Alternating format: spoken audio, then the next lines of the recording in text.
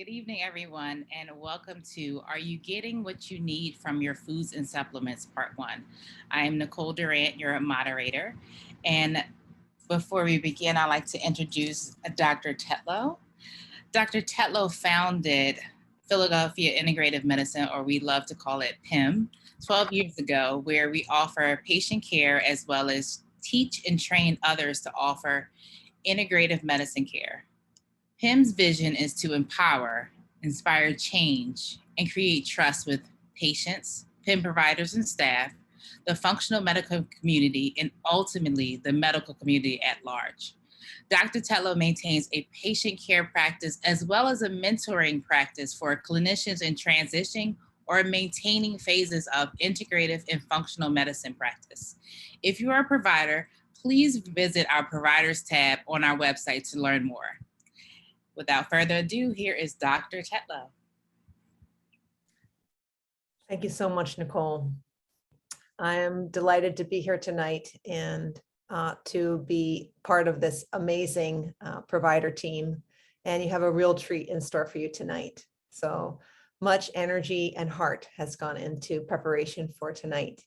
And we really care about these educational experiences and really crafting them with a lot of preparation and coordination on our part as a team. So I want to thank you for taking time out of your evening.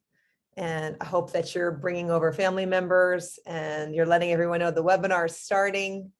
And as is our tradition, what we'd like to do is properly welcome you and do a brief centering meditation, which is something that we practice at our clinic on all clinic days as a provider and administrative team, as a management leadership, and as a whole staff together. So I'd like to take a moment to invite you to come into your body, to come into your breath. And sometimes we can be holding our breath or just lost in thought or in the future or in the past. And we're engaging tonight in a learning experience and a community experience and a collaboration. We hope that you can feel that collaboration. It's an extension of our way of working together as a provider team. And I'll invite you to find your feet on the floor, to uncross your legs, to make any physical adjustments just so that you feel like you're more in alignment. Just find where your head is resting over shoulders, over hips, and actually feeling your feet on the ground. Your hands can rest in your lap wherever they're comfortable, and beginning to become aware of your breathing.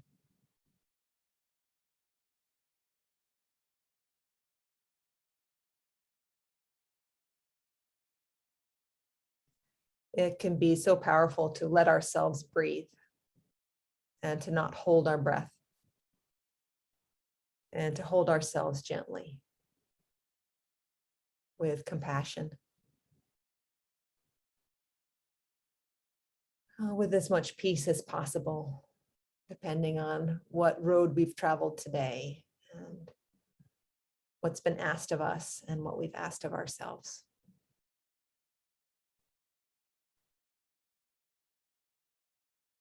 So this is a peaceful place to pause,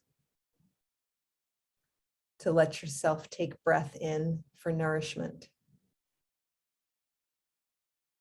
and to let go and to release the past, release any frustrations, just to let the breath come in and wash you and to let the breath go out. Sometimes it can feel good to take several deep breaths, just noticing and scanning your body.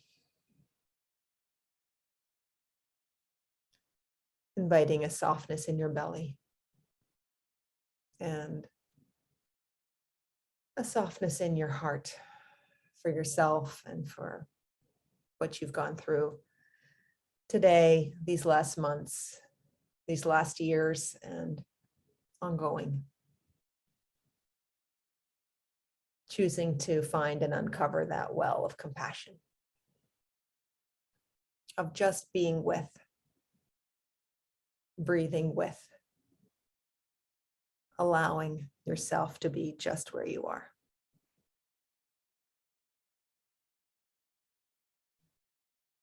So you are safe in this moment. Safe to be who you are and where you are, and safe to learn and to be with us. Safe to have fun and to take a break and to explore and discover.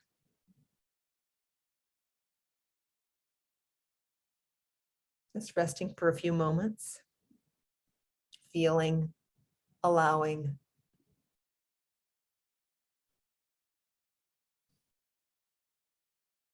Noticing and hearing anything you need to notice from yourself. And please know that all of you is welcome in our practice. All of your experiences,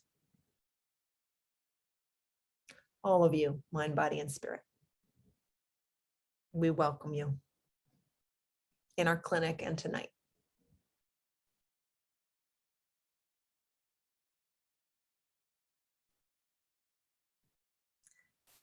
Beginning to complete our meditation. And one way to do that is just to begin to deepen your breathing and beginning to wiggle the toes and the fingers. And it might be a great time to stretch or move your body in a way that would feel comfortable.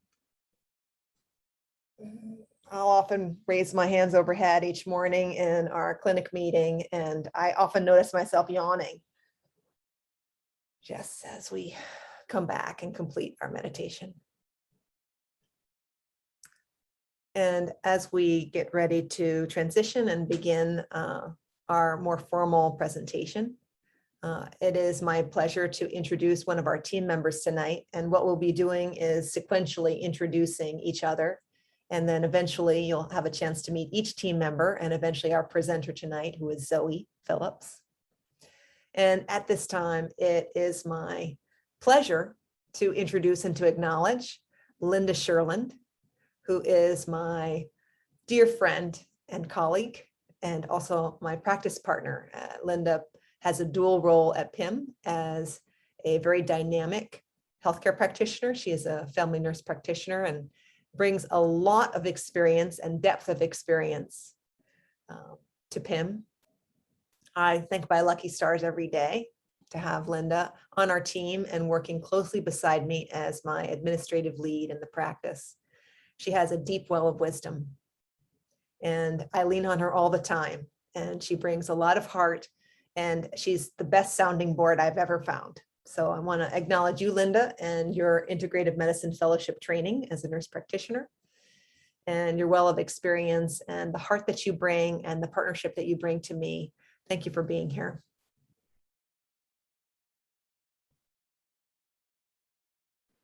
Thank you so much, Georgia. I really appreciate that.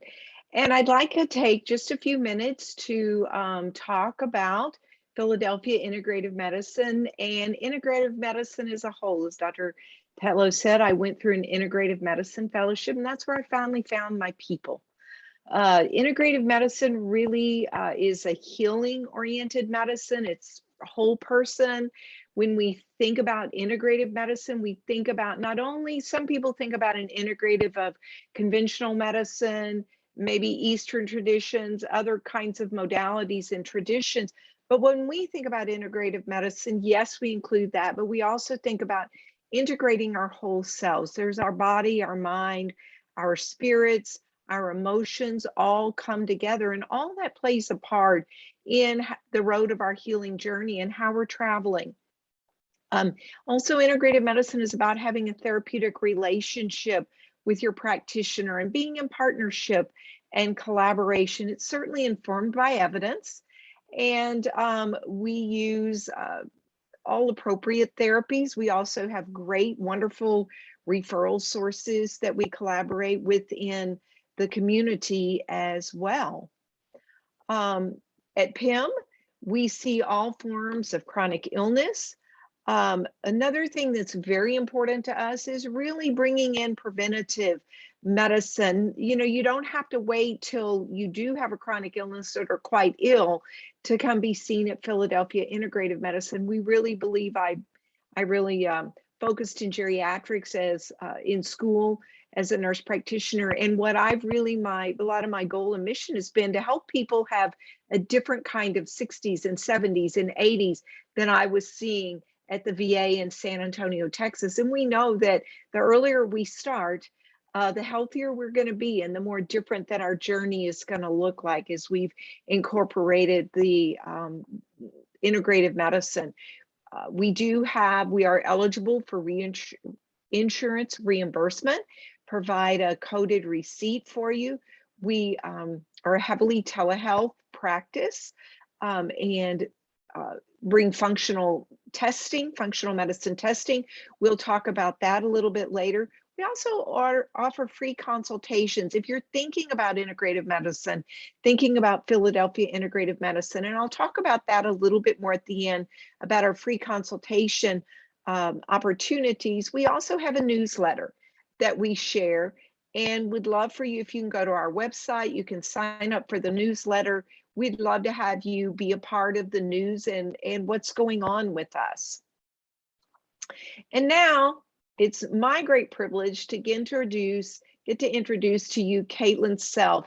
Caitlin is a functional and integrative nutritionist. She received her master's degree of human nutrition from Maryland University of Integrative Health.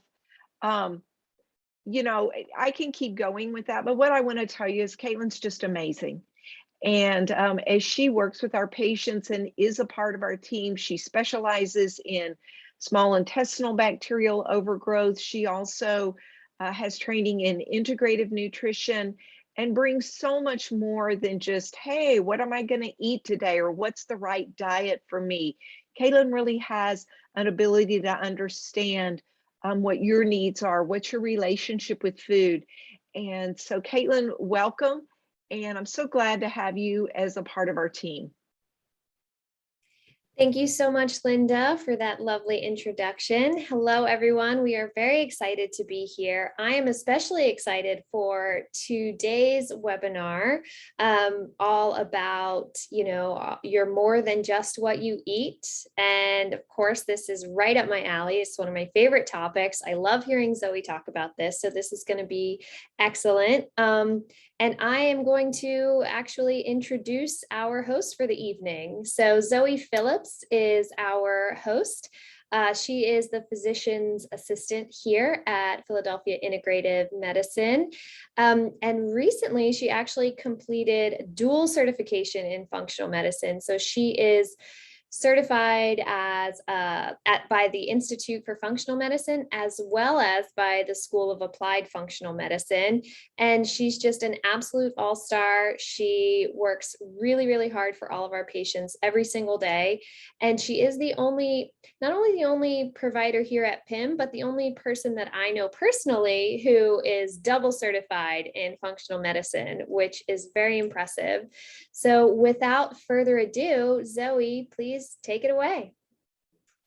Thank you, Caitlin, so much for that super warm welcome. I feel very honored to be here tonight. And our team, when we were kind of thinking about what topic we should do next, the topic of digestion came up. And I think that this is a wonderful topic that applies to all of us because we all eat food and a lot of us do consume supplements. And so the question really is, are we getting what we need from our supplements and from our food? So I'd like to start off with a little pop quiz. So I would love for you to think to yourself, true or false, about this question. Whatever you ingest, food or supplement wise, is immediately used by the body. Do you think this is true? Do you think this is false? Nicole, whenever you're ready. The answer is actually false. We are not just what we eat or ingest. We're actually what we eat and digest and absorb into the bloodstream and then assimilate into the cells in our body. So as you can see, there's a lot more steps involved in when it comes to digestion and getting nutrients from what we consume. However, there are many instances where this can actually go wrong, and maybe you can relate. So is this you? Maybe we look at this picture and we see some hands on the stomach, not feeling so good. Let's think about some of these symptoms. Do you have heartburn? Do you ever have abdominal pain? Or how about gas or belching? Do you ever feel nauseous? How about bloating, especially after meals? Do you ever notice diarrhea? And do you ever notice that you're not having bowel movements every day, that you have constipation? Well, if so, you're definitely not alone. 62 million Americans are diagnosed with a digestive disorder every single year. And actually, this is a worldwide issue. So there was a study done in 2021, a large-scale study, and it assessed over 73,000 people from 33 different countries, and about 40% of adults have some sort of functional GI disorder. That's a lot. That's pretty astounding in my book. And any one of these symptoms that we previously mentioned are a potential sign that we do have impaired digestion or absorption, which tells us that we're not actually getting what we need from our food or from our supplements. So tonight, I want to start off by talking all about digestion, Digestion 101. And we know that there's different places where this occurs: the brain, the mouth, the stomach, the small and large intestine, and some other areas. And of course, we want to talk about where this can go wrong in those different areas. And of course, what can we do about it? What can we do in terms of lifestyle? What can we determine in terms of testing? And what are those interventions that we can use to start feeling better? So what exactly does happen after we eat food or swallow supplements? Actually, digestion starts in the brain. So as we are preparing our food, the thought, the sight, the smell of food allows for the production of saliva. Then we're gloriously chewing our food, tasting it. And that chewing tells our stomach to produce stomach acid. If you are a current patient of mine, I'm sure you can think back to some of our conversations during our visits when we talk about this very flow of digestion. Next we think about the stomach. And in the stomach, we produce hydrochloric acid, which further helps us to break down our food, to allow nutrients to be absorbed. And then we progress into the small and large intestine. And this is where brush border enzymes are produced. This is where bile and pancreatic enzymes are introduced. And it's mainly where we absorb the bulk of our nutrients. So this is a pretty simplistic overview of digestion and absorption, but there are some other key players, namely the gallbladder and the pancreas, which we'll meet a little bit later. So in terms of digestion, we start off with the brain, and then the mouth, the stomach, and the small and large intestine. Now tonight, we're going to be covering 1, 2, and 3, the brain, the mouth, and the stomach, and some key players. And next webinar, we'll be diving into the small and large intestine. And there's much to talk about in that region. So I'm looking forward to that, which will be on October 5th at the same time as tonight, 7:30 to 9. All right, so first we start off with the brain. And this is when digestion happens before we even touch food to our lips. So the first state of digestion is actually the cephalic phase. And this is when the stomach starts to respond to our senses of our food, our thoughts about food, thinking about what we're going to eat for lunch. Maybe it's been a rough day at work and you're noticing, I'm getting a little bit hungry. What did I bring for lunch today? Or what am I going to get for lunch today? And then we see the food. And then, of course, we're tasting it and we're also smelling it. But about 20% of total stomach acid secretion actually occurs before the food even enters our stomach, which I think is pretty nifty. So that's a very important phase, the cephalic phase. Next, of course, is the mouth, the fun part where we get to taste our food. So the second stage of digestion is the gastric phase, gastric meaning stomach. So chewing, and of course my patients, I'm sure heard this a million times and maybe even recite it in their sleep. but chewing helps us to break down food into smaller pieces. And that, of course, takes the pressure off the stomach to break down that food with hydrochloric acid. But chewing also sends a signal to the stomach to tell the stomach to start making stomach acid because food is coming. And of course, we have the stomach. And I like to kind of think about the stomach like a blender, the blender of the body. So in the stomach, there's three important agents. We have gastrin, pepsin, and hydrochloric acid. When food comes down into the stomach, gastrin, which is an enzyme, is secreted. And that gastrin then signals for the gastric glands to secrete pepsinogen, the inactive form of pepsin, and also the very common and very well-known hydrochloric acid, which is very acidic and has a very low pH and breaks apart food. And next is, of course, the large and small intestine, where a lot of the magic happens, like absorption, but we're going to talk more about this in part 2 of our series. However, there are some other key players involved, which we mentioned earlier, which includes the gallbladder and the pancreas. But first, we'll start talking about the gallbladder. Bile is made in the liver and stored in a special sac located under the liver called the gallbladder, which we can see in the picture. It's very tiny. It's green colored. You almost might miss it, but there is a visual representation there. The gallbladder secretes the right amount of bile per meal. So when we eat food, more fat triggers more bile release because biles help to break down fats from our food. Next, we have the pancreas, and the pancreas is located behind the stomach. It's that yellow colored organ, and it's actually about the size of our hand. And it secretes digestive enzymes, including amylase, lipase, and trypsin, into the small intestine. And those digestive enzymes further munch and crunch down our food into tiny, tiny pieces, which then can slip through the cells in our gut and enter our bloodstream. But we're going to talk more about that next webinar. So if we kind of put this all together, the flow of digestion, first we see the food, we're visualizing the food, and this causes us to salivate. And then we taste the food and we're chewing. And that sends a signal to our stomach to start making stomach acid. The production of stomach acid tells our gallbladder to release bile to help us break down and emulsify these fats. And then the production of hydrochloric acid also tells our pancreas, that yellow colored organ, which we just talked about, to release elastase, which is one of those digestive enzymes. However, there's another very important piece of digestion, which we didn't talk about yet, and it's called the migrating motor complex, commonly called the MMC. When I think about the migrating motor complex, I think about a street sweeper that comes along about 90 minutes after a meal.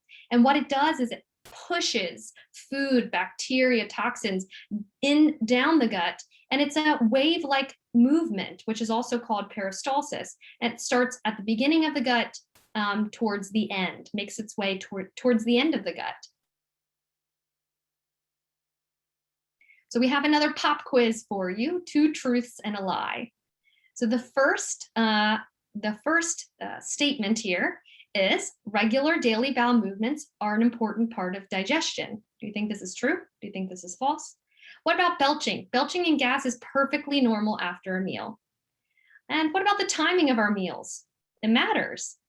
Which one of these statements do you think is a lie? I'll give you just a couple moments here to look over.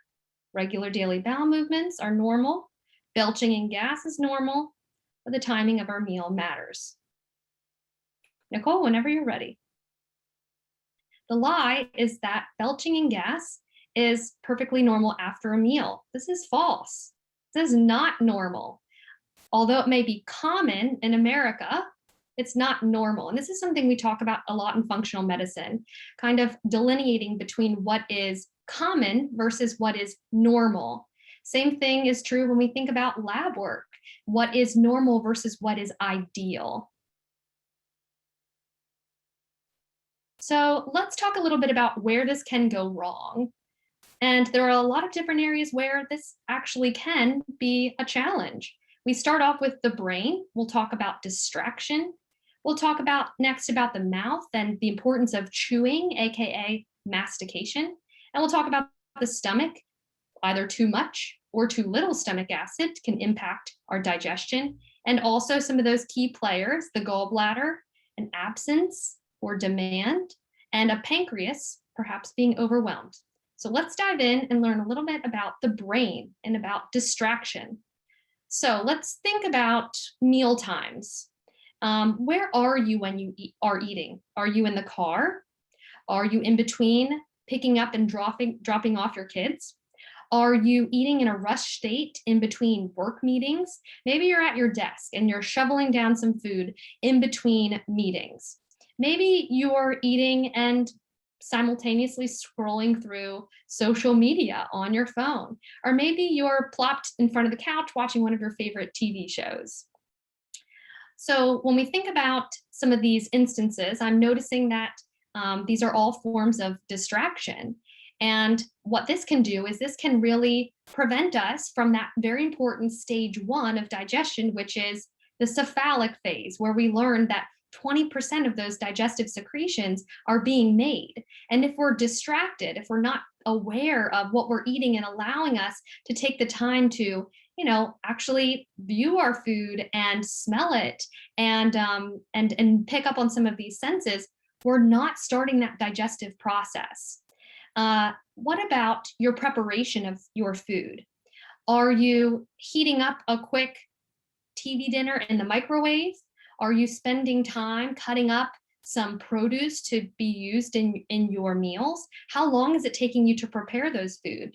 Typically, if we're heating something up very quickly, we're not allowing enough time to start that cephalic phase, which is why it can be so incredible to spend the time preparing the meals, chopping up brightly colored fruits and vegetables and smelling the aroma and really using those senses. So distraction plays a pretty large role in digestion. And I think for many of us, myself included, and my patients know this, I often tell them I'm guilty just like anyone else when it comes to eating and distractions. And I'm talking very much to myself in this presentation as well.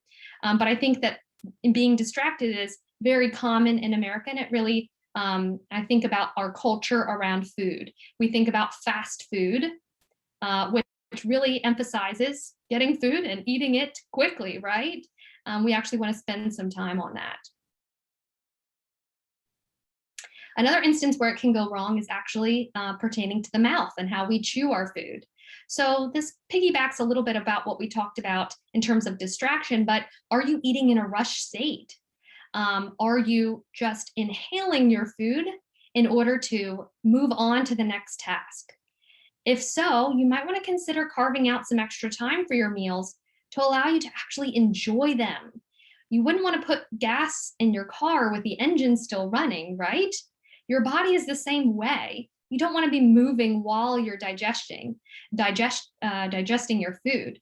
We really want to think about meals as an important pause in your day to really stop and refuel. You want to smell it, you want to taste it, you want to chew your food. And as we know, chewing tells your stomach to make stomach acid, that glorious stomach acid that's going to work really hard to break down your food. Notably, proteins and fats require the most hydrochloric acid.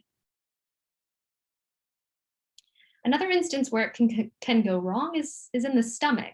And that pertains to the amount of stomach acid, too much or too little. When it comes to acid reflux, too much stomach acid is actually most often due to too little stomach acid. When it comes to stomach acid, if stomach acid is persistently low, this can actually lead to the overgrowth of H. pylori. And we know that the overgrowth of H. pylori can actually further suppress stomach acid.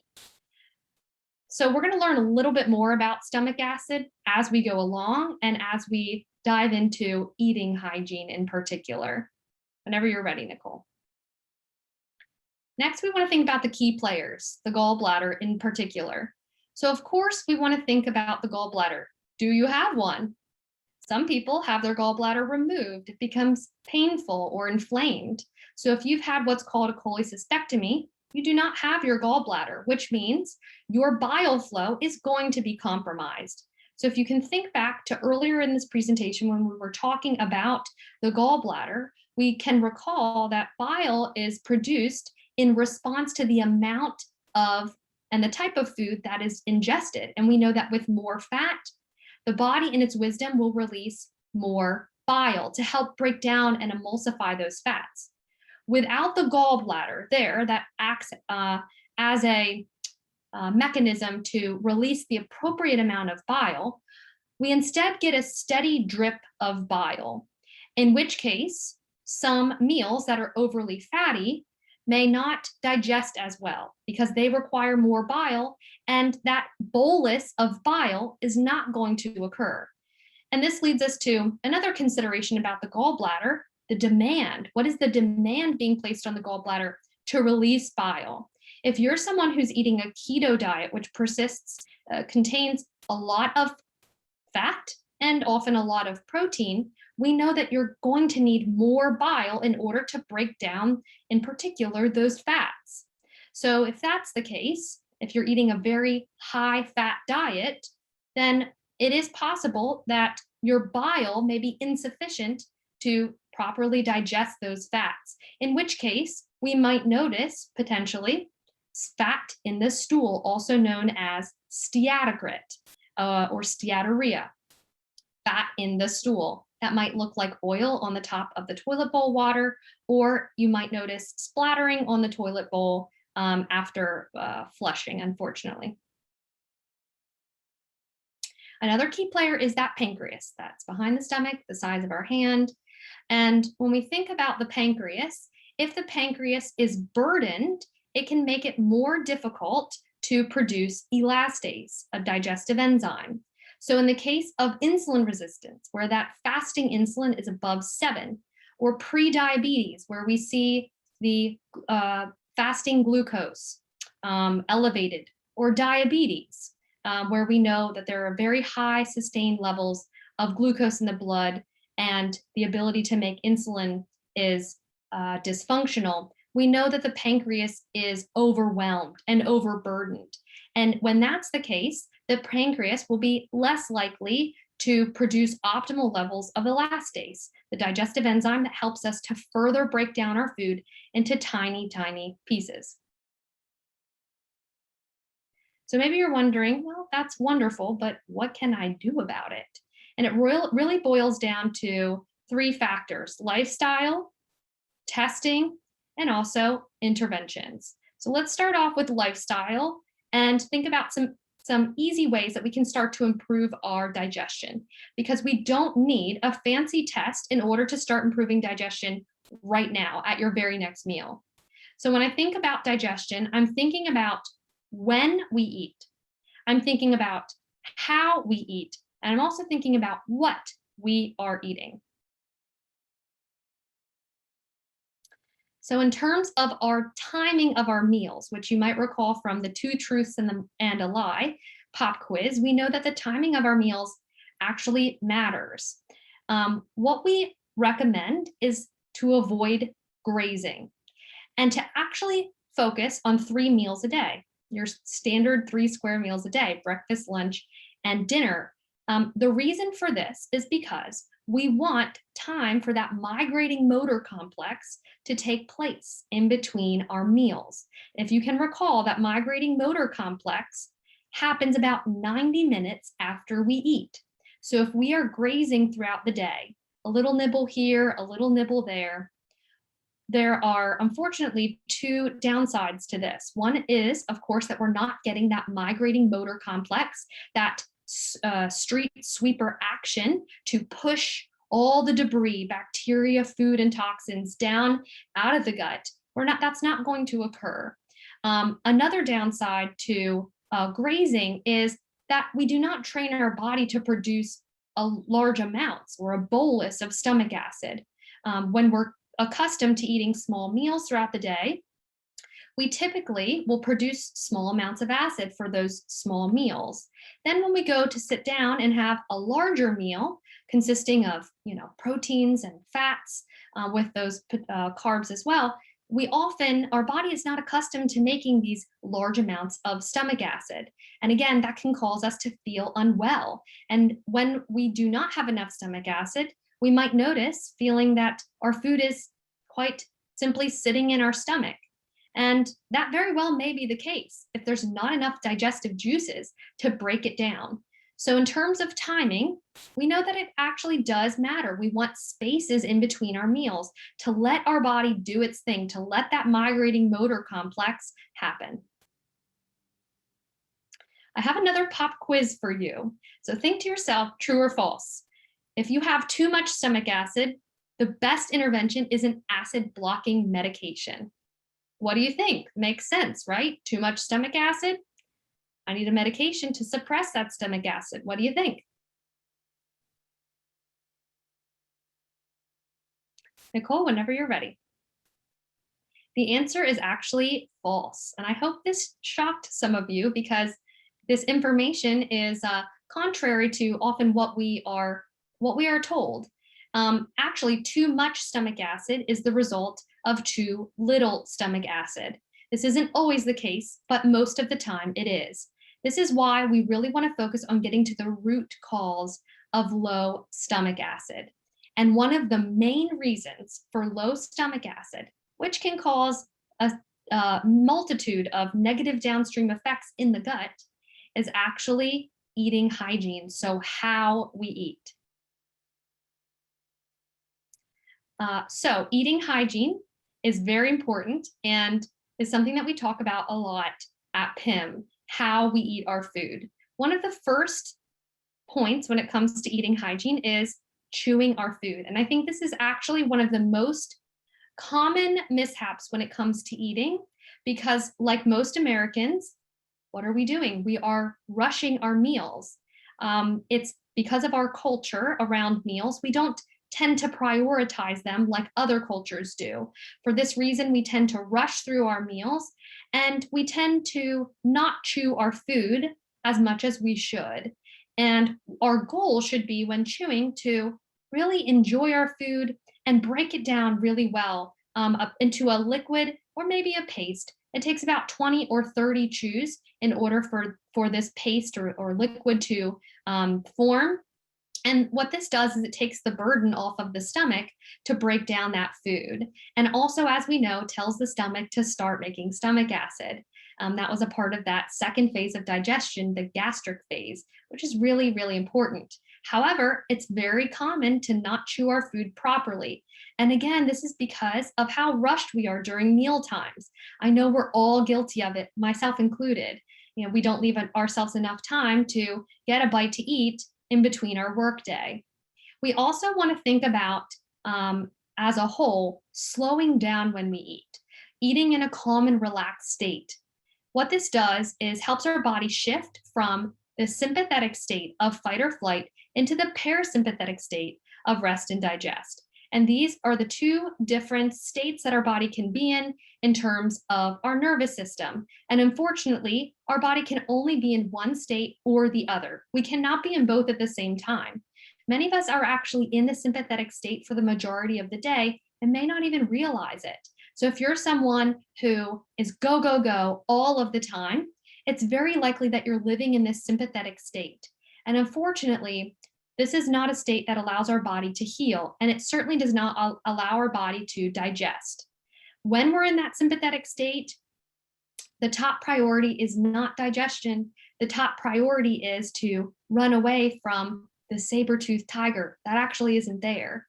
But when that happens, our body will divert our blood and energy from our GI tract to our muscles so we truly can run away. Unfortunately, this does not leave us with enough stomach acid to digest our food when it is mealtime, which is why it's so important to be in a parasympathetic state when we eat. And some of these tips are really helping us to get into that sympathetic state, like eating sitting down, which really is telling our body to get ready to rest and digest, which is what that parasympathetic state is all about. We also want to take some deep breaths and in between our bite, in between our food. And the reason for this is because, again, we just want to slow down. Oftentimes we're very great at rushing through our meals, and we forget that it's an enjoyable time for us to pause in our day. Likewise, we want to avoid distractions. Now, this is very common for most people that, when they get some food and they have a break in their day, hey, I'll get on my phone and I'll scroll through social media. But what this can do is this can actually promote that sympathetic state. So with every single swipe, with every single registering of that new information, if it's a video or a picture or whatever it might be, that can very quickly stimulate that sympathetic response. So it actually would be best to set those devices aside and to actually just enjoy your meal in front of you. What does it look like? What does it smell like? How does it taste? And just give yourself a moment to breathe. We also want to avoid stressful conversations and arguments while eating. Now, of course, this can't be avoided sometimes. Life happens, but it's really not a good time to talk about bills at the dinner table. We're trying to create an environment that is peaceful. And I think this is the biggest tip of all, and that is to avoid drinking excessive amount of liquids, or truly any liquids, 30 minutes before eating, during your meal, and about 30 minutes after your meal. And this is contrary to our American culture around eating. Think about yourself going to a restaurant. You're going to your favorite restaurant. What's the first thing that you do when you sit down at the table at the restaurant?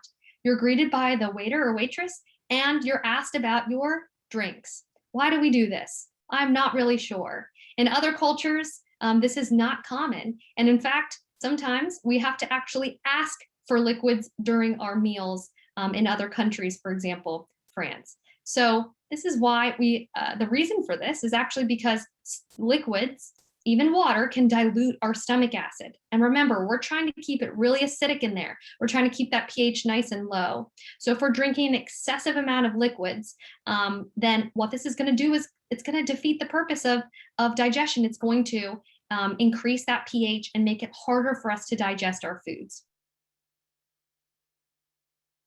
Of course, we think about what we eat, and there are some foods that we are aware are more inflammatory than others. This is why it's very important to partner with a nutritionist. We don't recommend cookie cutter approaches when it comes to our food, and Caitlin can speak a little bit more about this. Thanks, Zoe. Hi, everyone. So I am the nutritionist here at PIM, and I really like to incorporate all aspects. So I take a very holistic approach, and I really believe that there is a personalized way to go about things. I'm not saying we need to complicate things, but I really like to kind of look at a couple of main things, sort of this evolutionary mismatch that we sometimes refer to, such as, like Zoe was describing, our modern lifestyle, how it doesn't quite match with what, our bodies necessarily want or need. So I like to incorporate that alongside things like our food culture and your relationship to food and what it means to tune into your body and to be really mindful and utilize things like intuitive eating and learning how to really hear the signals that the body is sending rather than listening to some of these external cues. Because if you eat too fast, and you get bloated afterwards because you didn't break down your food, that's a message that you're receiving from your body. That's not an external professional or someone on Instagram telling you about it. You're experiencing that. And your experience is the most important thing when it comes to figuring out how to eat, when to eat, what to eat, all of these things. So really kind of connecting some of this information to your own experiences. And that's one of the things that I really like to focus on. When we eat, how we eat, what we eat, they all matter, but really tuning into our internal cues rather than things like, a clean plate telling us when to finish, or 100-calorie pack of almonds telling us exactly how many almonds we need to eat. Well, your body can tell you that. We just have to learn how to listen to it.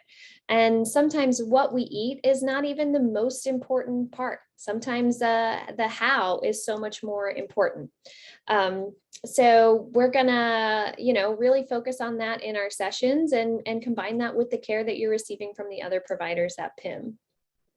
We're Beautiful also going, said, Caitlin. Thank you so much. That is beautiful and really speaks to the quality of care that you bring and how you tailor your recommendations for every patient, just like what we do in functional medicine. This is not about widespread recommendations. This is about you and your unique body, your biochemical makeup, your unique nutritional needs. And I think that's beautiful. And next, I want to touch a little bit on testing, which Linda is actually going to explain a little bit about. Thank you, Zoe. If you're that person, remember the early slide and we just saw the person kind of holding their stomach. And when I see that stomach, I just kind of put a face with it. It's kind of like, ugh.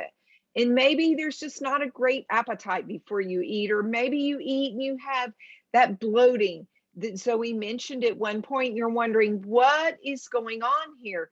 And I think we think about what Caitlin had to say, that there's a lot of intuition. Zoe talked about her eating hygiene, a lot of preparation. But what if you're following that eating hygiene to a T and you just still don't feel right? You could be fatigued. You might have skin rashes, just bloating, or maybe some people don't even know that they can be going to the bathroom every day, having a bowel movement, but they're still constipated. And so one of the things that we can do is looking at the stool itself. And the first test that you see here is a GI map stool study. And that stool study is an amazing test. I love that test because through the stool, we can see not only, remember Zoe talked about elastase and pancreatic enzymes, and she talked about the steatocrit or the steatorrhea. Do we see fat in our stool? This GI map speaks to each of those things, and we can evaluate that digestion. We can see if there's inflammation in the large intestine. The other amazing thing that I love looking at is our microbiome. And we've not really spoken much about that. I think Zoe will be talking about that in our next webinar. But what are the bugs? What bugs are in our gut? Are they the bugs that are helping our digestion and supporting our digestion? Are some of those bugs making us feel bad? There are certain ones that make us feel bad. There are protozoa, there are worms, there's yeast. We have healthy bacteria. Even healthy bacteria at times can overgrow, especially things like Zoe mentioned H. pylori. If we don't have enough stomach acid, we can see that H. pylori is overgrowing. So I love that GI map stool study. It just gives us such a broad look at what might be happening. And you're not going to get this at the conventional gastroenterologist. We see a lot of patients and they show up and they're like, I know something's wrong. They're that person holding that stomach, but they've had their endoscopy, they've had their colonoscopy, and they're being told pretty much, well, we don't know what's wrong. And so we begin to look, the SIBO breath test, or small intestinal bacterial overgrowth. Maybe you've had food poisoning somewhere in the past. Maybe the valves of the gut are not working properly. And so this is a breath test. The stool test, a breath test you perform at home. And then we think about all this digestive process, and we'll learn a little bit more about next time what happens in the large and small intestines, where the absorption happens. That's where we literally get the nutrients out of our food. And so maybe B12 is low. Maybe you're missing some minerals. Maybe you don't have enough magnesium. Magnesium is so important for relaxation, for sleep. And so we use tests called a Genova NutriVal SpectraCell that gives us a lot of information about what is happening at the cellular level, what is absorbed. And, as Zoe said, that absorption process, what we see at the cellular level, starts with the brain when we look at our food, and we're able to evaluate how much is getting in. Do we have enough? You can be eating all the right foods, taking all the right supplements, but there can still be deficiencies because this digestive process isn't working. And additionally, we use just your conventional labs that insurance is going to pay for. Maybe you don't need to do a special test, or maybe we just start with something like LabCorp, Quest. We can look, maybe those proton pump inhibitors that Zoe was talking about. Often people are told, well, you're just making too much stomach acid. Let's put you on a drug. And there are many drugs that can block the absorption of nutrients. For example, if you're taking a proton pump inhibitor, you may be deficient in vitamin B12, which then can in turn cause anemia. It can affect our detox processes. So through all of this testing is a great way to look and see, could there be some glitches that are happening that you're feeling in your body, you're well aware of, but no one's been able to explain to you. And I think that's one of the great benefits of working with a functional and integrative medicine provider is we have a lot of tools and a lot of options to really validate, number one, what you're feeling, and maybe no one's been able to tell you why or how. And number two, to help you really along the healing journey to see that the interventions and the things that you're doing are really paying off and you are getting the big bang for your buck.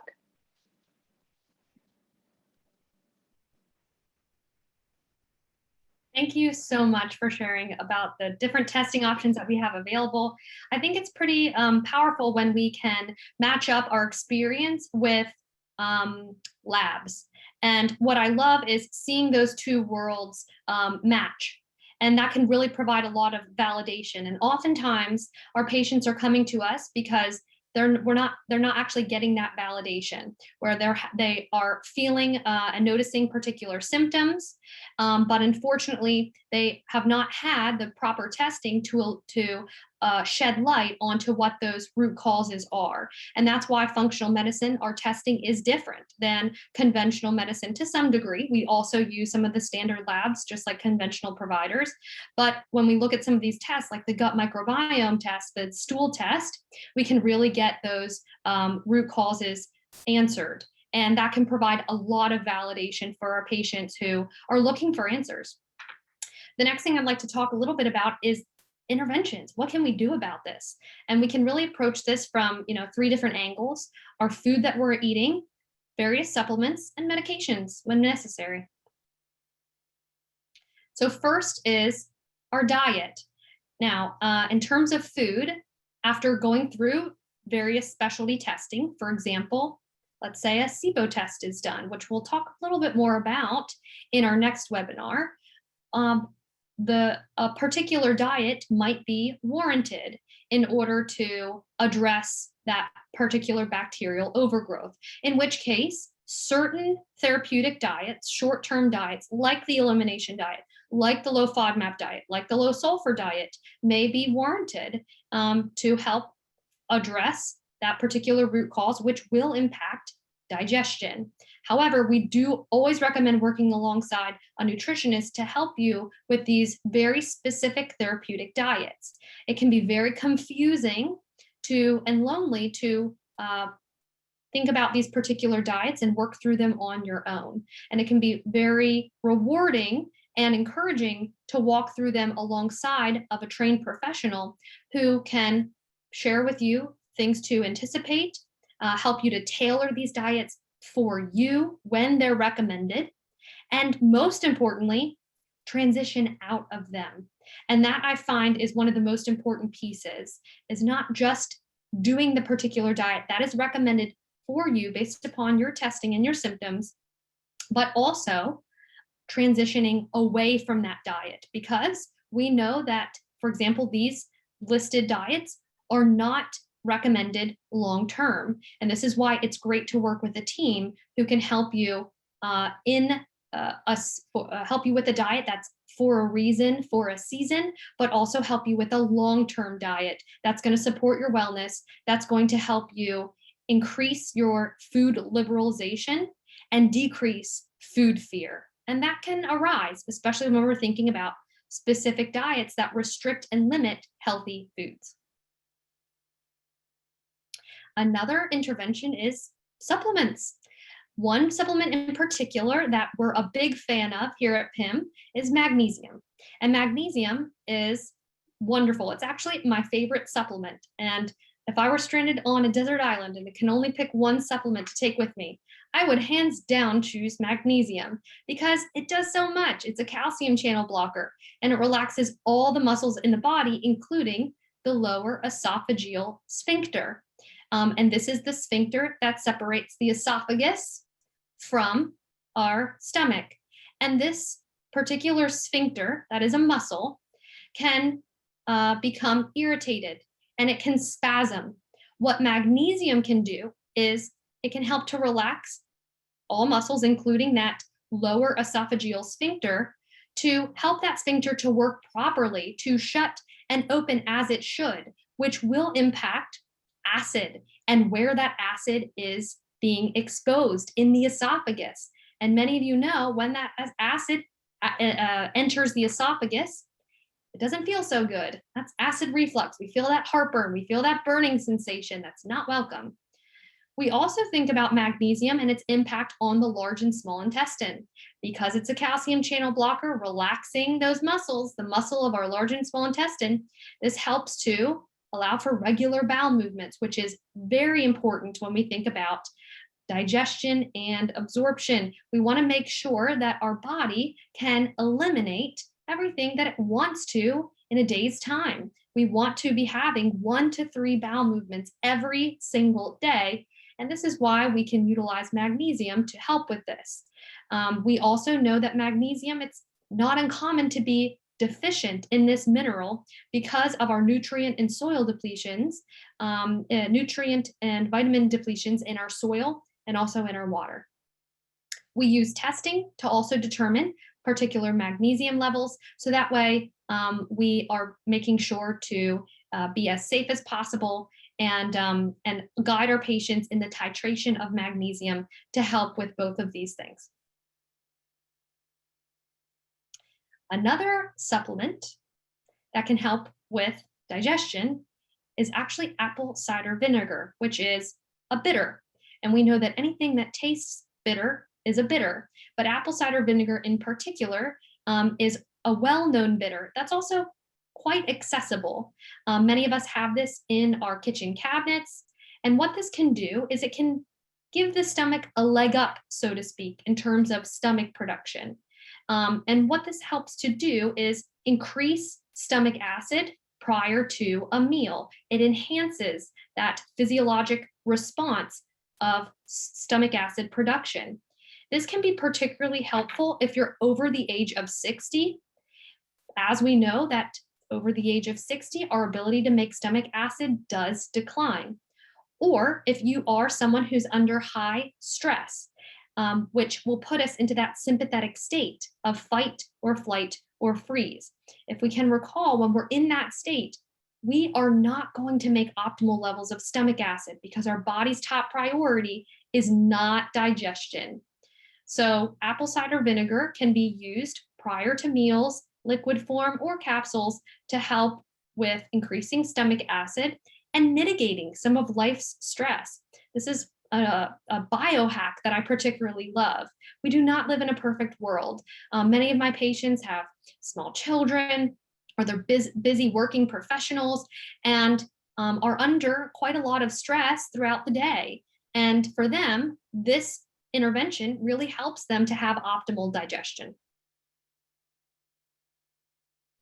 And last but not least, we can use medications when necessary. However, this is really often not needed in an integrative or functional medicine approach. It's not our first line when we can use some of the very basic vitamins and minerals that our body needs in order to help with motility, like that magnesium. However, in rare cases, we may utilize medications. For example, Motegrity, which is a medication that does help with motility.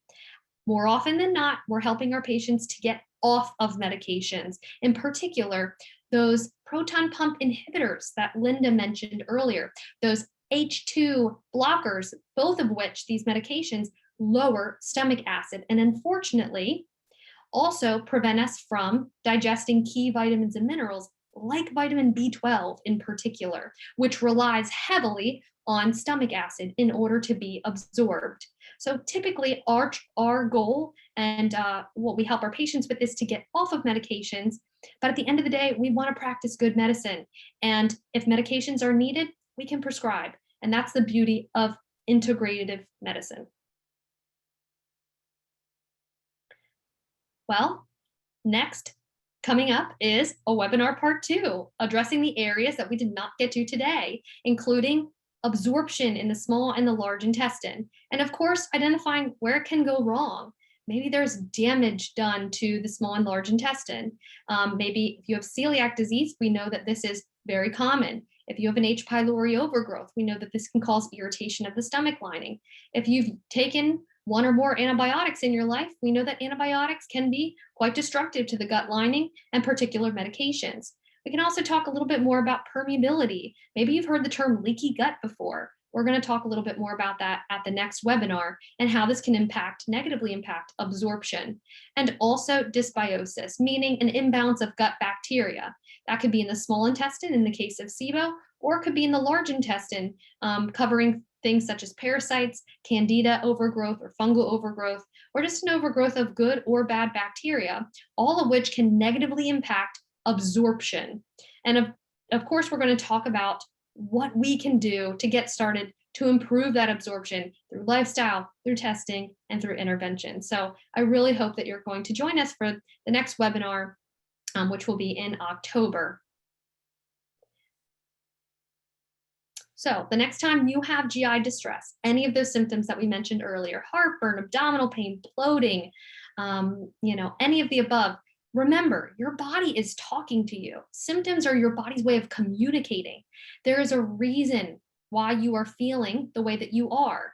You might want to think about some of the lifestyle interventions we discussed, some things that you could get started on at your very next meal. But most importantly, I would recommend partnering with a functional medicine provider to help you in your healing journey, because there are many areas to explore when we're looking at the big picture. And that's really what we aim to do, is to address the whole person, body, mind, and spirit. So at this time, we would love for you to submit any questions that you have in the Q&A, which is now open. So think back to some of the things that we discussed, and if there's anything that you're curious to know more about, any particular questions, now is a wonderful time to type your questions into the question and answer feature on this webinar. What we're going to do is move through some announcements, and at the very end, we will revisit the question and answer and spend a wonderful amount of time making sure that we get to some of the questions that you have after reviewing this webinar. Thank you so much, Zoe. That was amazing. And so I do hope that as you're having questions, if you've thought about them, please do go ahead and put them in the question and answer. We love having questions. We love spending time, and we'll all answer those all together as a team. So remember at the beginning, I told you that we had some free 20-minute consults. We love, Zoe and I particularly, do the 20-minute consults. They're free, and they're this wonderful chance to talk with one of us, an integrative medicine provider, about what your needs might be, to see if we're a good fit. You'll see a link here to be able to schedule. If you go to our website, is philly-im.com, and you can schedule that free consult.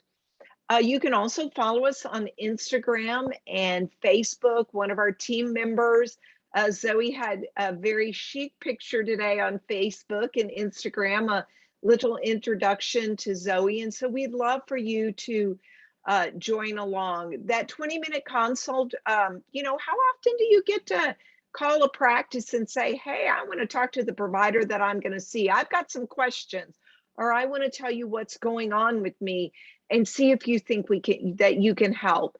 Love spending time with folks, and very available for that.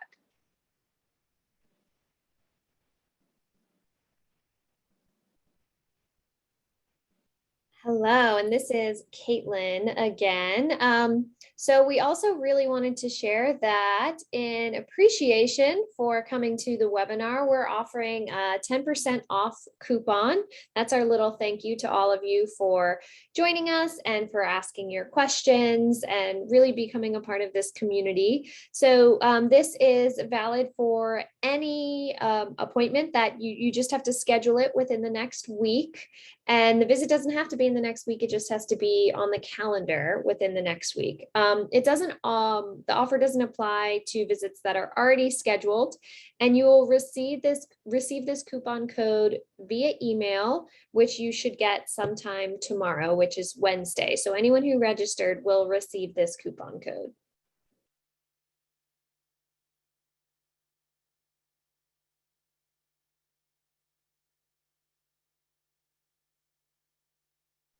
And we want to also just share, as you've heard from Zoe, that we have our part 2, and you've heard the date and you've heard the time, same bat channel, don't miss it. We've had a lot of teasers about small intestine, large intestine, and many of you have experienced some of these tests already, or might be right in the middle of your workup and your care.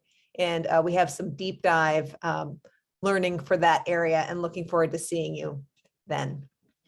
Just wanted to share additional resources for, this is actually, next slide, Nicole. This is actually a resource just to let you know that as a clinic, we support each other as a healthcare provider team. And we also model and walk the talk. One of the ways that we do that is for the last 70 plus months, so since 2014, I have led a healthcare workers and integrated professionals group, where that's an opportunity for doctors and nurses, and also integrated professionals of all walks, including physical therapy and lymphatic drainage therapy and psychology, and you name any modality that will integrate in medicine and integrate as an integrated professional. We come together on a monthly basis. The next one is just in a couple of days on Monday. And you'll see me and Nicole there. We partner. And I'd like to say horse therapy is one of the therapies that we get to learn more about and also talk about. So that is an experiential self-care.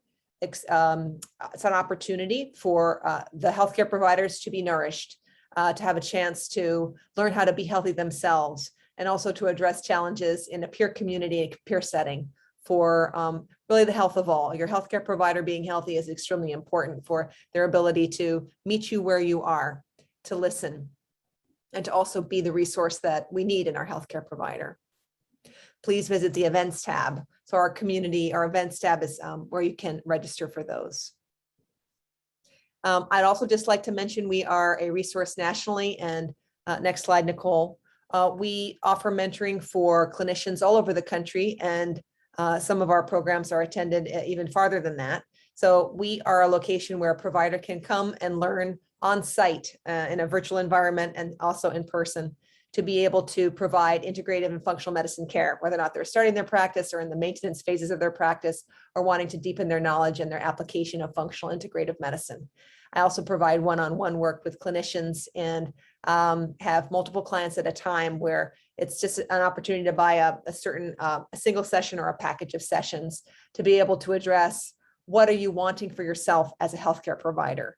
Are you wanting to learn about that transition? Are you in the middle of that transition? Are you experiencing specific challenges personally and professionally? How do you manage those? I had a beautiful email from a mentoring clinician, a physician who's worked on site with me in the past, who asked me a really good question about how to handle a situation with a patient that her office manager was having difficulty with, and was able to help her just before we got on the Zoom tonight.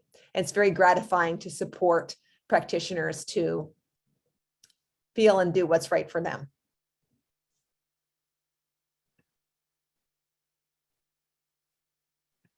I think we'll be making a transition now to our question and answer session. And I think these are two very important members of your family. Zoe, do you want to introduce these two? Yes, that's right. These are my doggy nephews, Brody and Ace. Typically in our webinars, we showcase our favorite doggies, and these are mine. So to my family members who are watching tonight, thank you so much. They bring me so much joy, and I'm looking forward to talking about these and answering some of your really important questions. So we're going to transition, like Dr. Tetlow said, to the question and answer. So Nicole, whenever you're ready to showcase all of us, thank you so much. So I'd like to answer one question that was asked tonight. Let's see. Barb mentioned, Can you please explain why too much stomach acid is often the result of too little stomach acid? So I'd like to touch on this briefly and then ask the team to help me out with some of these questions. Excellent question, Barb. I did not go into detail about that during the webinar, but for most people, too much stomach acid is the result of too little stomach acid. And the reason for this is because most of us, unfortunately, have poor eating hygiene or are very stressed or may even have previous unresolved traumas that can prime the amygdala in our brain to be in a state of hypervigilance, to put us in that sympathetic state. When we're in that sympathetic state, we do not make optimal levels of stomach acid. So when that happens, when we have low stomach acid, and let's say we are in that sympathetic state, when we go to eat food, our body's a little shocked. It says, "What are you doing here, food? I was not anticipating you. I thought we were running away from the saber-toothed tiger, but you want to eat? Okay." And as a response, your stomach will overcompensate and will overproduce stomach acid to meet your needs, because your body is always operating off of the information that you provide it. So if you're in a sympathetic state, but you're eating, your body wants to help you break down that food, but it will overproduce that stomach acid. And that can lead to, unfortunately, those feelings of heartburn, which is why we also want to address sufficient magnesium levels, so that way that sphincter, that lower esophageal sphincter that separates the esophagus from the stomach, we want to make sure that can work properly to stay nice and closed when digestion is occurring, so that acid is not displaced in the esophagus to cause that heartburn, to cause that unpleasant sensation. So I hope that helped to clear up a little bit more about why excess stomach acid, why too much stomach acid stems from too little. Great question. And there might be some other additional input for that, because some of these questions coming in are very good and worthy of these dynamic answers. Does anyone else want to share something? Because I could share something to help address that, Barb, and build on what you've shared, Zoe. Yes, that would be helpful because there are many, many reasons for low stomach acid. Yeah. Perhaps So that's where you're headed. We want to think about this in terms of real estate. It's all about timing, and it's all about, where is the stomach acid and where do we want the stomach acid, and the timing and the physiology. So what we really want is stomach acid in the right place at the right time and the right amount. And sometimes, especially when you're in a sympathetic state and you're under stress, you might have extra stomach acid, but there's nothing to digest. So there's sometimes an issue of quantity, but also there's an issue of where is it traveling? Zoe mentioned sphincters, but sometimes the stomach acid and the whole directionality of the intestine is reversed. We want things to be going in, down, and through. And sometimes stomach acid is coming up and really in the wrong direction. And that can lead to lots of symptoms. It's not just heartburn, it's others as well. And that can damage our esophagus. So we're trying to achieve a physiological state where when we need it, we have it in the right amount. So when there's a parasite there shutting down for the production of stomach acid, or when we're in a state where we're hyperproducing stomach acid between meals, or we're spacing our meals in such a way that our body is not resting and then digesting and then resting and then digesting, sometimes our ability to produce that stomach acid on time, on cue, in the right amount, it's not adequate. So we might overall have more stomach acid, but we didn't have it when we needed it. And that has to do with us being in the same place at the same time where our body is. Our eyes are open and we see the food, we smell the food, we taste the food, and we're actually present and making choices that are responding to, we don't have to do this all the time. None of us are perfect, but there's something so beautiful when there's an alignment between the brain, the mouth, the stomach, and the body. And then we get more in alignment with the right amount, the right place, in the right way. And that's why it's not just quantity. There's these other factors. And there's really a symphony, and there's really a music to that balanced physiology. Thanks, Georgia. We have another question. How soon after delivering a baby can I do the GI test we shared?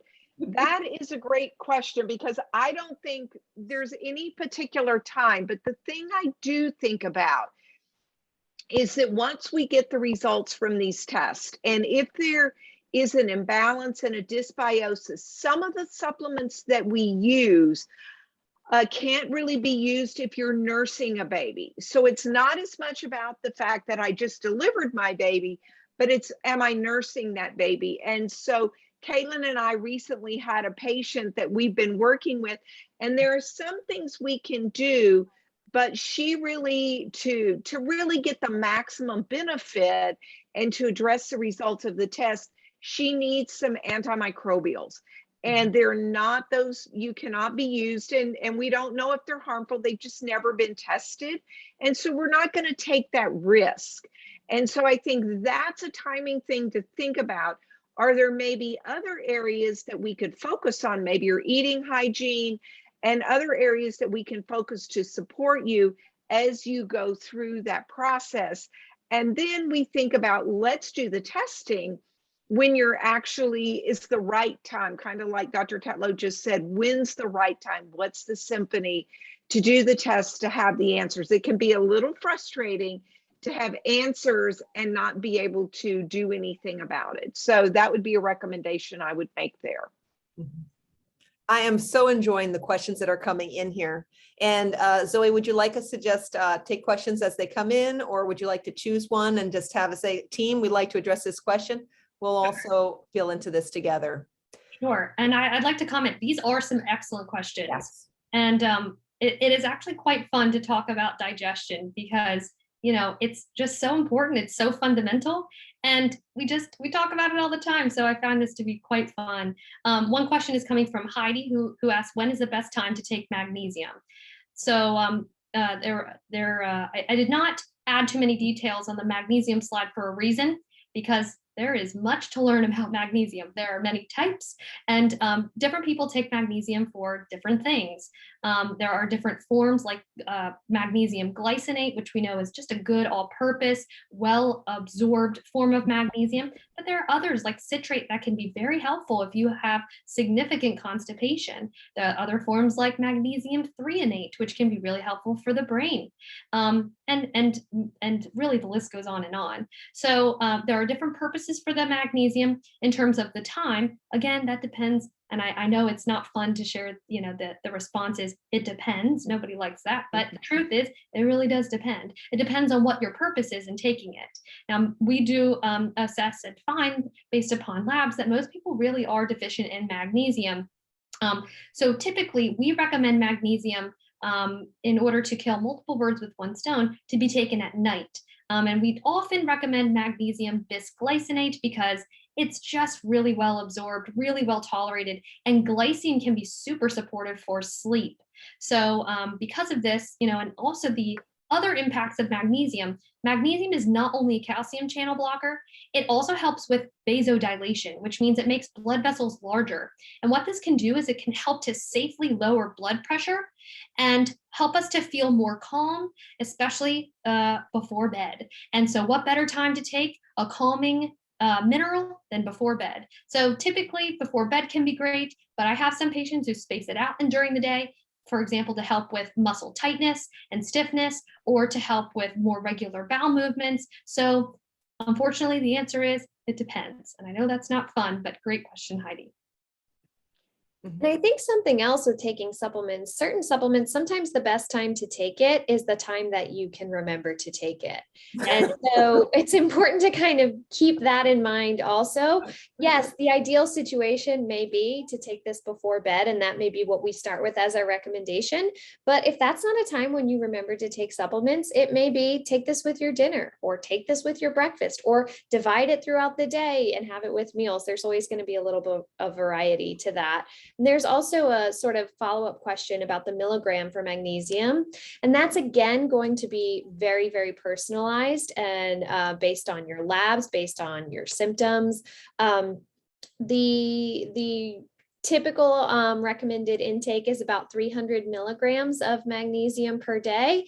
Most people are getting less than 100 milligrams from their diet on average. So, you know, a lot of times the supplemental recommendation will be around 300 milligrams because we're also not absorbing 100% of what we take in, as we just learned.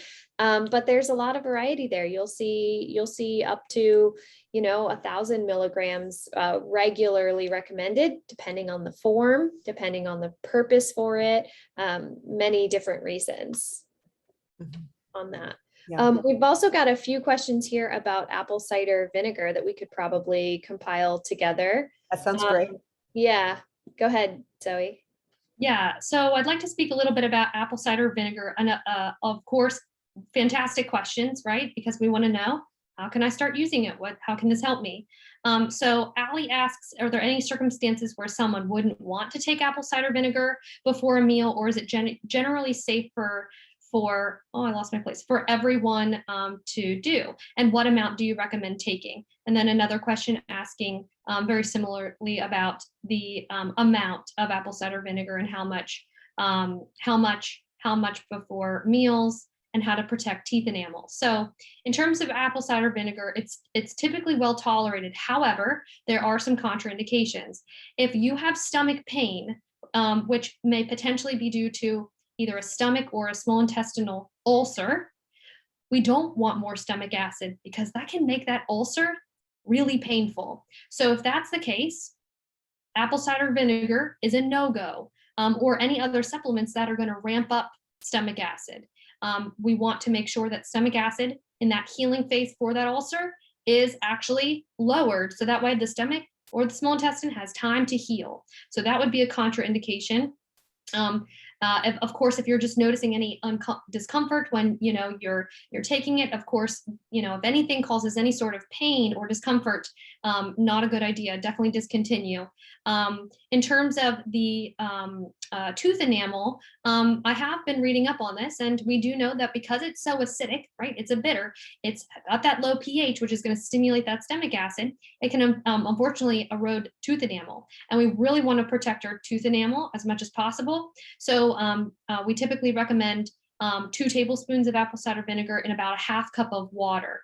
And that dilution is very, very important. So that way we are diluting it a little bit, and that can help with the pungency.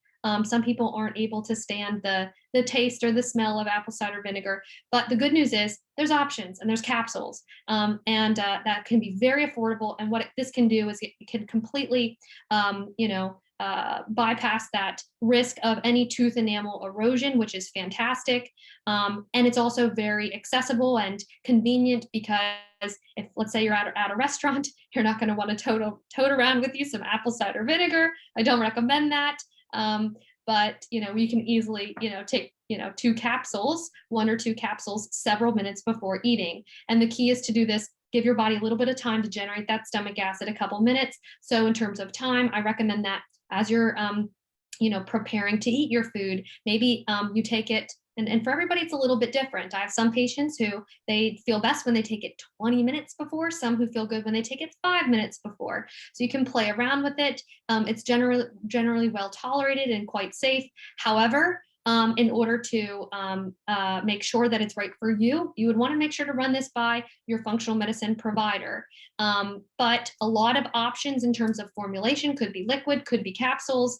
And in terms of timing, you're going to obviously want to take it a couple minutes before a meal to give your body time to start generating that stomach acid, which we're trying to supplement.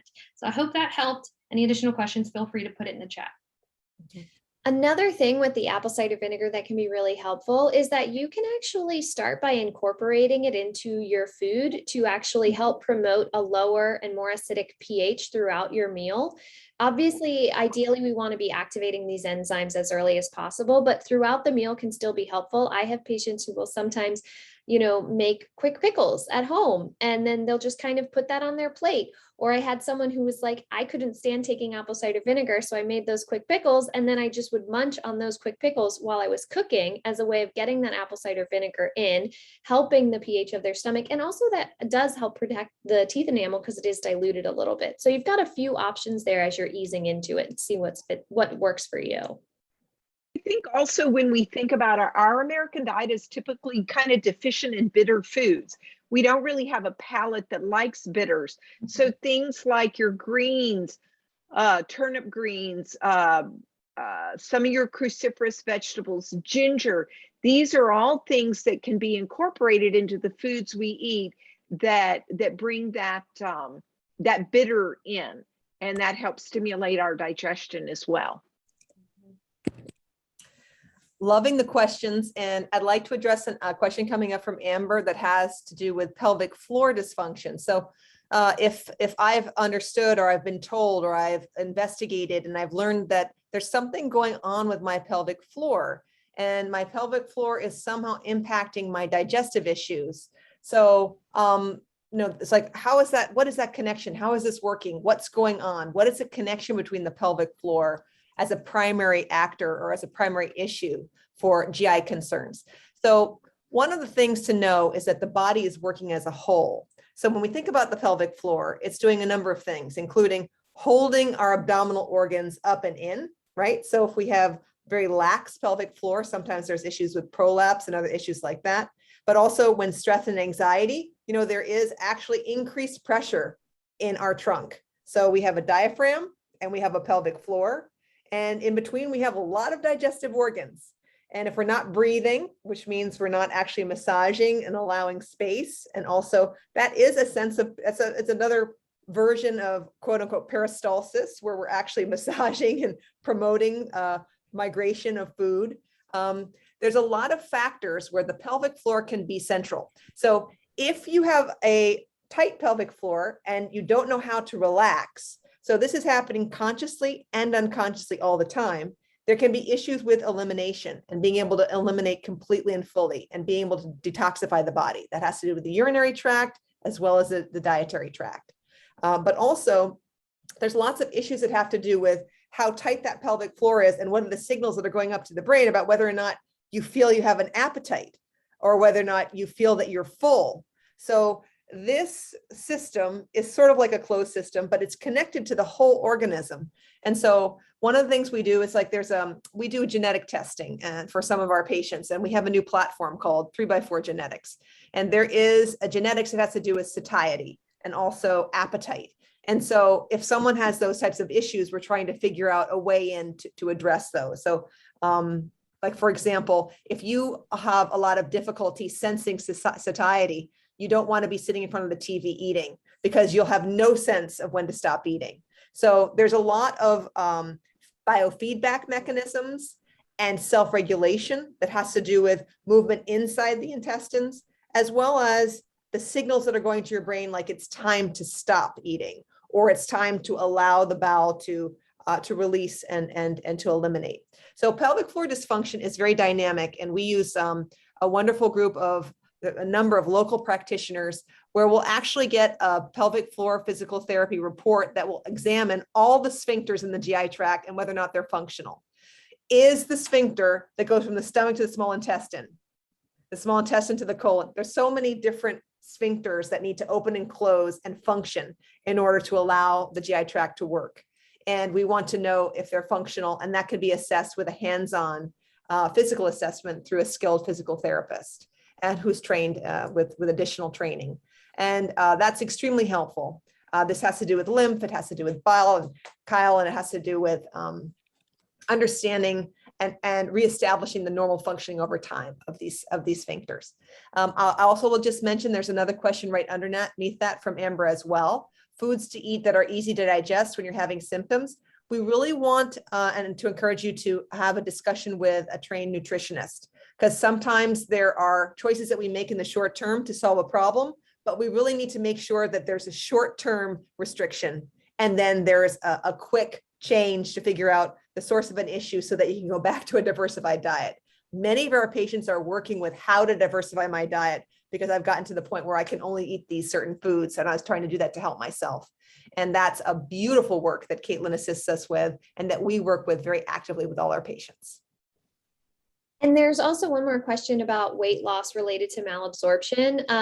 I like to touch on this in terms of the malnutrition of micronutrients. So we tend to absorb our calories first, and we absorb a lot of our micronutrients later on. And so it's important to really focus on absorption first and foremost. And typically, the weight is something that we would put kind of on the back burner in that situation, because the more pressing issue is making sure that you're able to actually absorb your nutrients. So focusing on the malabsorption and the easy to digest foods for your situation.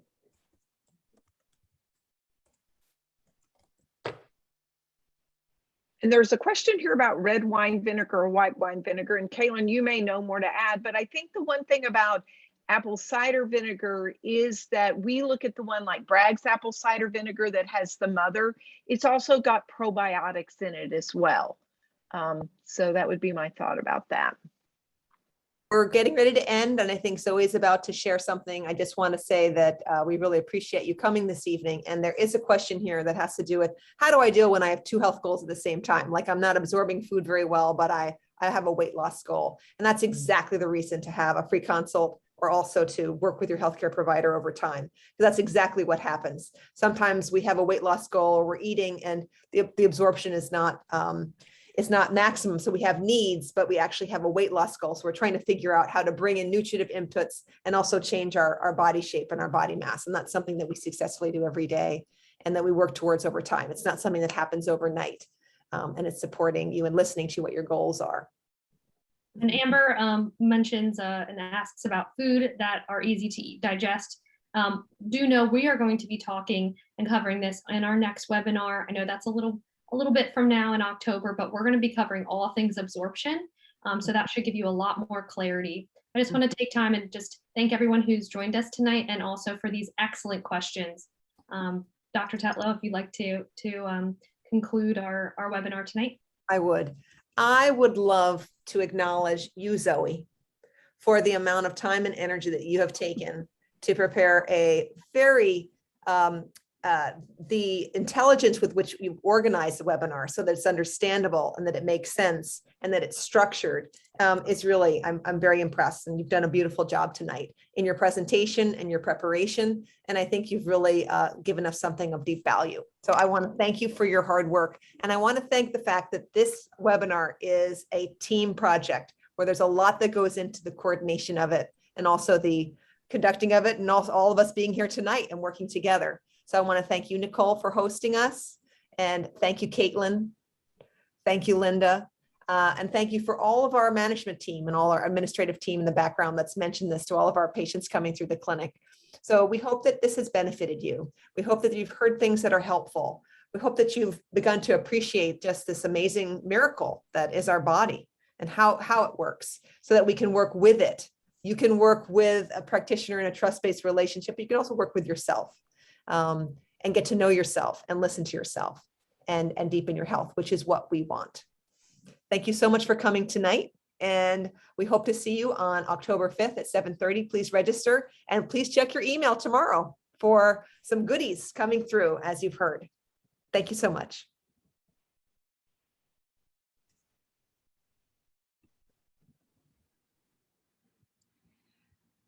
As the providers are logging off for the evening, I would like to also thank you all for being here and for supporting him. And everyone have a great night. You can also view this again later tomorrow. It'll be on our website.